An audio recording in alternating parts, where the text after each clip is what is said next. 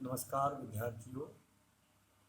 BA part third political science का first paper है, जिसमें हम अरस्तु के द्वारा विश्लेषण किए गए विभिन्न शासन व्यवस्थाओं के बारे में अध्ययन कर रहे हैं, संवैधानिक वर्गीकरण का अध्ययन कर रहे हैं। उसी क्रम को हम आगे बढ़ाते हैं। देखिए, कुलीन तंत्र की जो अवधारणा है उसमें अरस्तु मानते हैं कि कुलीन तंत्र दो प्रकार का होता है। प्रथम प्रकार का वंशानुगत तथा दूसरे प्रकार का आयु पर निर्धारित, जिसमें केवल वयस्क लोगों को ही शासन करने के अधिकार प्राप्त होते हैं। दोनों ही प्रकारों में कुलीन तंत्र बुद्धि, गुण व कानून द्वारा संचालित शासन प्रणालियां हैं। अरस्तु कुलीन को अच्छी शासन प्रणाली मानते हैं। फिर है धनिक तंत्र। अरस्तु के अनुसार कुलीन तंत्र विकृत होकर धनिक तंत्र में बदल जाता है। इसमें शासन की संपूर्ण बागडोर धनी मनुष्यों के हाथों में होती है, जो राजनीतिक व आर्थिक क्षेत्र में एकाधिकार का प्रयोग करते हैं। अरस्तु इस प्रणाली को अस्थिर मानते हैं। तो कुलीन तंत्र, धनिक तंत्र, इसी प्रकार संयत प्रजातंत्र। यह प्रजातंत्र अपने आप में शुद्ध है, प्योर है, एब्सोल्यूट है। इसकी सबसे ज़्यादा अरस्तु ने तारीफ की है एवं इसको मान्यता भी प्रदान की है। संयत प्रजातंत्र जनता द्वारा सभी नागरिकों के सामान्य हित के लिए शासन होता है। बहुत से साधारण मनुष्यों का सम्मिलित ज्ञान और अनुभव थोड़े से अच्छे मनुष्यों के ज्ञान में श्रेष्ठ होता है। इस शासन प्रणाली में इस प्रकार के साधारण मनुष्य सार्वजनिक हित को ध्यान में रखकर कानून के अनुसार शासन संचालन करते हैं। इसलिए अरस्तु ने इस प्रणाली को सर्वोत्कृष्ट माना है। यानी संयत प्रजातंत्र को सर्वश्रेष्ठ शासन प्रणाली का दर्जा दिया है अरस्तु ने। अच्छे मनुष्यों के ज्ञान से यह निष्पादित होता है एवं साधारण मनुष्य सार्वजनिक हित को ध्यान में रख करके राजकार्य करते हैं। इसलिए इसको एक्सीलेंट पॉलिटिकल सिस्टम के अंतर्गत अरस्तु ने माना है। फिर है भीड़ तंत्र या लोकतंत्र। देखिए, जब संयत प्रजातंत्र इतना शुद्ध है, अच्छे कार्य करता है, जन कल्याण की भावना पर आधारित, राष्ट्रहित, जनहित को सर्वोपरि मानता है, लेकिन यह उस अवस्था में पहुंचता है जिसमें यह अपने विकृत रूप को धारण कर ले, या वह लोकतंत्र जो संयत है, जो एक सर्वोत्कृष्ट शासन है, वह प्रणाली अपने स्वरूप को परिस्थितिवश या जनता के या शासन के इस तरह के मनोविकारों से, मानसिक कार्य करने के जो तरीके हैं, वह अगर रास्ता से भटक जाएं या विकास के मार्ग से अनावश्यक तौर पर जनता के विपरीत कार्य करें, तो वह भीड़तंत्र या लोकतंत्र ऐसा होगा।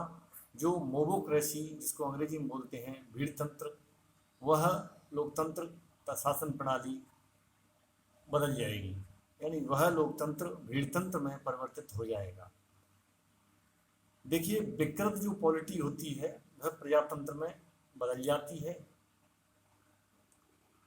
यानी वह जो एब्सोल्यूट डेमोक्रेसी है, वह पॉलिटी अपने स्वरूप को बिगाड़ लेती है, या वह लोकतांत्रिक मूल्यों के अनुसार नहीं चल पाती है। वह विकृत पॉलिटी, इसमें बहुसंख्यक लोग अपने को दूसरे से भिन्न मानकर और केवल गरीबों की भलाई को अपने सामने रखकर शासन करते हैं। शासन की बागडोर कानूनों के अनुसार न होकर व्यक्तियों की इच्छा के अनुसार होती है। इसमें शासक जनता के मताधिकार का दुरुपयोग करते हैं। यानी यहाँ है तो बहुसंख्यक का शासन, लेकिन बहुसंख्यक व्यक्तियों की जो इच्छा होती है उस पर डिपेंड करता है, लेकिन वह कानून के अनुसार न होकर के उन व्यक्तियों की इच्छा के अनुसार होता है और वह जनता के मताधिकार का दुरुपयोग करते हैं। शासक इसमें उस जनता के इच्छित दर्शन को देख करके और दुरुपयोग की स्थिति को प्राप्त करते हैं, जिससे यह पॉलिटी विकृत स्वरूप धारण कर लेती है और वह लोकतांत्रिक प्रक्रिया अपने अलोकतांत्रिक तरीके से चलती है। चक्रीय परिवर्तन। अरस्तु ने संविधानों के वर्गीकरण के साथ साथ अपने गुरु प्लेटो की भांति राजनीतिक परिवर्तनों का चक्र प्रदर्शित किया है। जिस प्रकार साइकिल के पहिए घूमते हैं, उसी प्रकार शासन के रूप भी नियमित रूप से बदलते रहते हैं। राजनीतिक परिवर्तन का यह चक्र राजतंत्र से प्रारंभ होता है, क्रमशः निरंकुश, कुलीन, धनिक, प्रजातंत्र, भीड़तंत्र तथा उसके बाद फिर उसके बाद राजतंत्र आता है।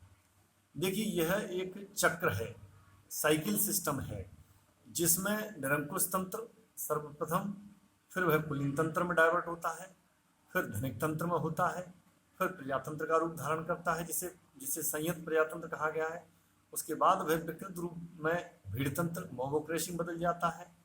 फिर वह चक्र लौट के प्रारंभिक अवस्था जो थी प्रथम स्वरूप में, जिसे हम राजतंत्र कहते हैं, वहाँ पर आ जाता है और वह राजतंत्र फिर उसी चक्र की दिशा में चलता है।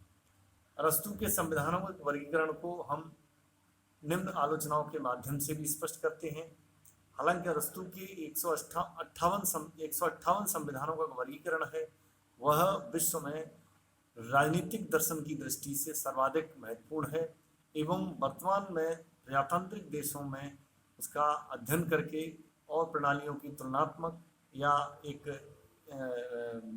इस तरह की विश्लेषणात्मक पद्धति को मान करके हम उसका निष्कर्ष निकाल सकते हैं कि वर्तमान में लोकतंत्र जो संचालित है, क्या अमुक देश में उन कदमों पर या उन स्टेप्स पर चल रहा है जो कि अरस्तु ने स्थापित किए थे।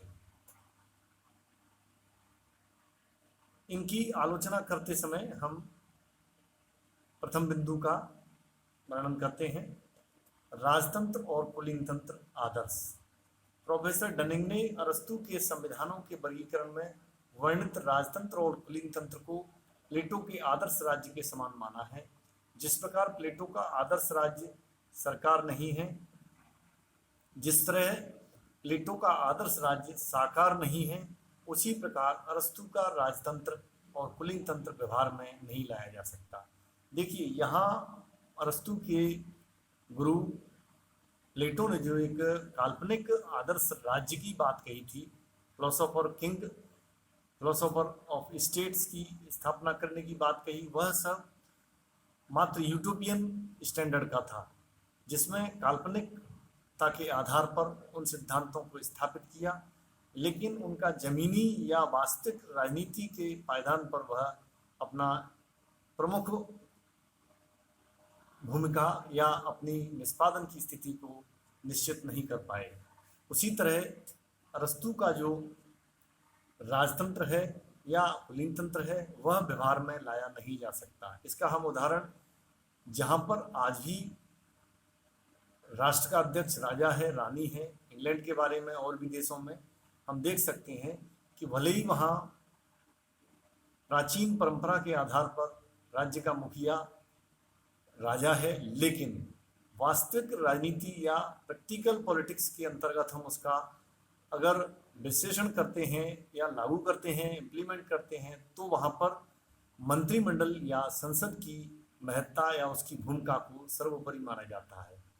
तो यहाँ आलोचना के बिंदु के आधार पर हम मानते हैं कि राजतंत्र और कुलीन तंत्र आइडियल स्टेट्स में मान सकते हैं, लेकिन प्रैक्टिकल स्टेट्स में उसको हम स्थापित करें, उसको हम संचालित करें, तो वह बड़ा ही मुश्किल कार्य होगा। वर्गीकरण स्पष्ट नहीं किया गया है, यह दूसरी इसकी आलोचना है। डनिंग ने अरस्तु के संविधानों के वर्गीकरण की आलोचना यह की है, अरस्तु की सरकारों के स्वरूप किसी निश्चित सिद्धांतों पर आधारित नहीं है, प्रत्येक प्रकार के अंदर रूढ़ी सिद्धांतों का मिश्रण हो गया है। अरस्तु के लिए निश्चित रूप से यह बताना कठिन हो जाएगा कि कौन सी सरकार किन सिद्धांतों पर आधारित है। यह दोहरी स्थिति का जो मापदंड है वह दिखाई देता है। दोहरा आधार, ये अगला बिंदु है। सेवाइन ने आलोचना करते हुए कहा है कि अरस्तु ने राज्यों के वर्गीकरण में दोहरे सिद्धांत का प्रयोग किया है। उसने राजनीतिक और आर्थिक दोनों सिद्धांतों को अलग अलग नहीं किया है, जिससे यह दोहरी स्थिति को प्राप्त होता है और एक राजनीतिक विद्यार्थी होने के नाते उसका सही असेसमेंट करना बड़ा ही मुश्किल कार्य होता है।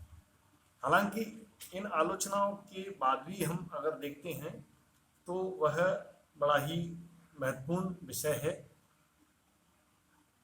इसमें इन बिंदुओं के आधार पर हम यह निश्चित कर सकते हैं कि प्लेटो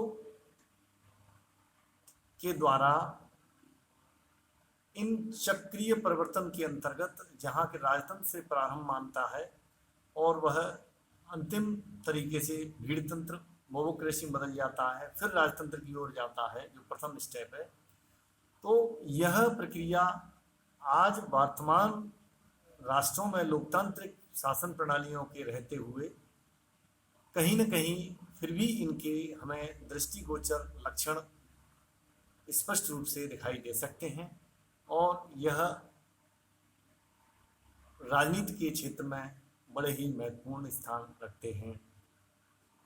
इसी क्रम में जो शेष इसकी जो आलोचना है वो हम अगले व्याख्यान में करेंगे। धन्यवाद।